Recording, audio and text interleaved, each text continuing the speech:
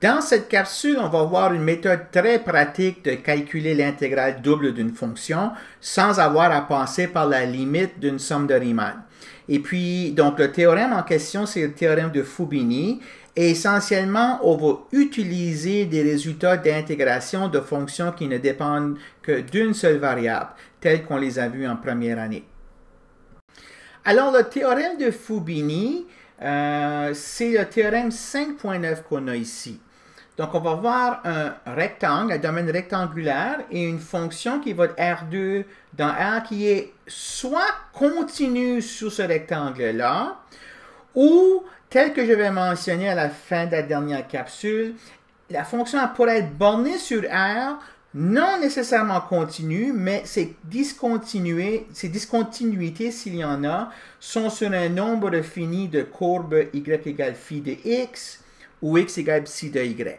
Alors, encore une fois, je vais pousser le cas numéro 2 à plus tard. On va regarder dans cette capsule ici le cas numéro 1 qui va être le cas le plus fréquent. Fait que dans ce cas ici, la conclusion du théorème dit que pour calculer l'intégrale double de f sur la région R, il suffit de faire la chose suivante. Prendre la fonction f qui dépend de deux variables x et y, et puis de trouver une primitive de f par rapport à la variable y en traitant x comme une constante.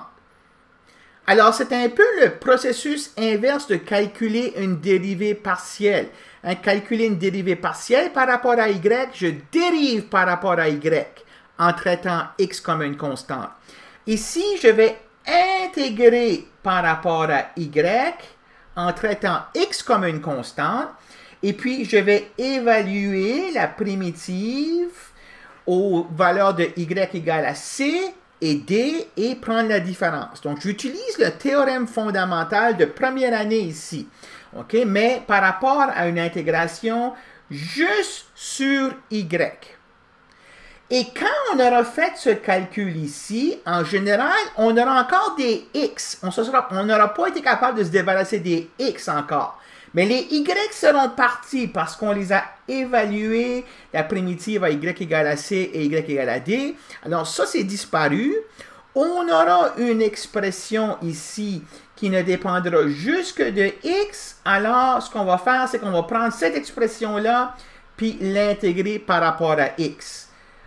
Puis l'évaluer entre x égale à a, x égale à b et faire la différence. Alors, c'est une itération de deux intégrales qu'on fait ici. Et c'est pour ça qu'on appelle ça ici une intégrale itérée.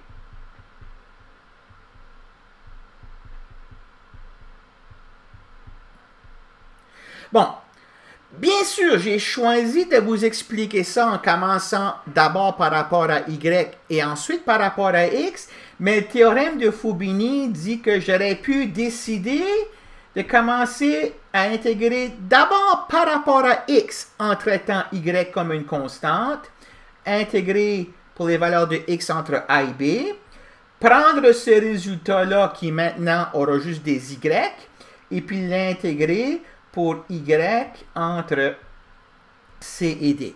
Alors, le théorème de Fubini nous dit que dans les deux cas, on va avoir le même nombre, puis ce nombre-là, ben, c'est l'intégrale double de la fonction f sur le rectangle R.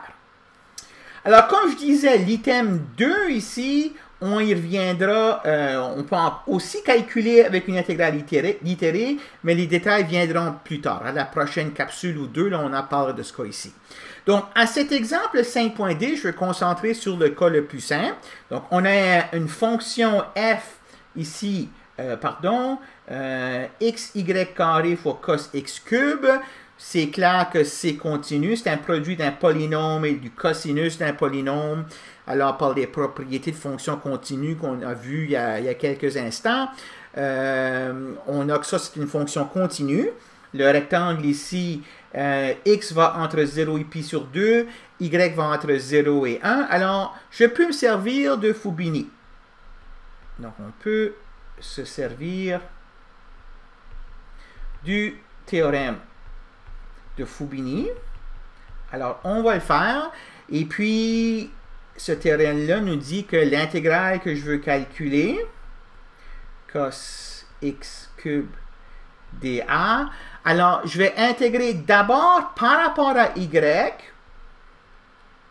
Donc, j'ai x carré, y carré, cos de x cube. Je vais intégrer d'abord par rapport à y. Regardez ici, très important, là, quand j'intègre par rapport à y, les bornes que je mets ici sont les bornes sur y. Et puis ensuite, ce résultat-là, je vais l'intégrer par rapport à x pour x entre 0 et pi sur 2, qui sont les bornes qu'on a ici. Hein, si on change le rectangle, ben on change la réponse. Hein, ça devrait être évident le pourquoi de ça. OK, alors, je continue. Alors, je travaille toujours de l'intérieur vers l'extérieur sur ces problèmes-là. Donc, je commence à calculer d'abord ce qu'il y a à l'intérieur ici. Donc, la première chose que je me concentre dessus, c'est l'intégrale par rapport à y. OK? Puis, je laisse le dernier calcul ici comme étant la dernière intégrale à l'extérieur. Donc, ouvre une grosse parenthèse ici. Alors, maintenant, je vais prendre cette fonction ici, puis je trouve une primitive par rapport à la variable y en traitant x comme si c'était une constante. Alors, quand je fais ça ici, je dis donc une constante ici aussi fois y carré. Donc, je veux une primitive essentiellement d'une constante fois y carré. Alors, vous vous en souviendrez, c'est donc la constante fois y cube sur 3. Donc, j'écris ça. Je vais avoir la constante ici qui est x carré cos x cube fois y cube sur 3. Et puis, je vais évaluer cette primitive-là entre 0 et 1. OK, donc je continue. Je n'ai pas fini le calcul à l'intérieur ici. 0 à pi sur 2. Alors, j'évalue l'expression que j'ai ici à y égale à 1. Donc, je vais avoir x carré cos x cube fois 1 au cube sur 3 moins x carré cos x cube fois 0 au cube sur 3, comme vous auriez fait en première année. OK, donc c'est clair ici, à cause du 0, ce terme-là, il disparaît. 1 au cube sur 3, c'est 1 tiers. Alors, je continue. L'intégrale de 0 à pi sur 2. J'ai donc x carré sur 3 cos x cube dx. Okay, les y sont disparus parce que je les ai intégrés. Puis maintenant, il me reste à intégrer ceci par rapport à x. Et puis ça devient maintenant un problème de première année. Si vous aviez eu ce problème-là à calculer en première année, probablement que vous auriez posé un changement de variable parce que vous auriez remarqué que le x cube ici, sa différentielle se retrouve ici. Donc, vous auriez posé comme changement de variable u égale x cube. Vous auriez écrit du égale 3x carré dx. Alors ici, je vous laisse le soin de compléter les détails. Et puis, essentiellement, vous arriveriez ici à 1/9 comme la réponse.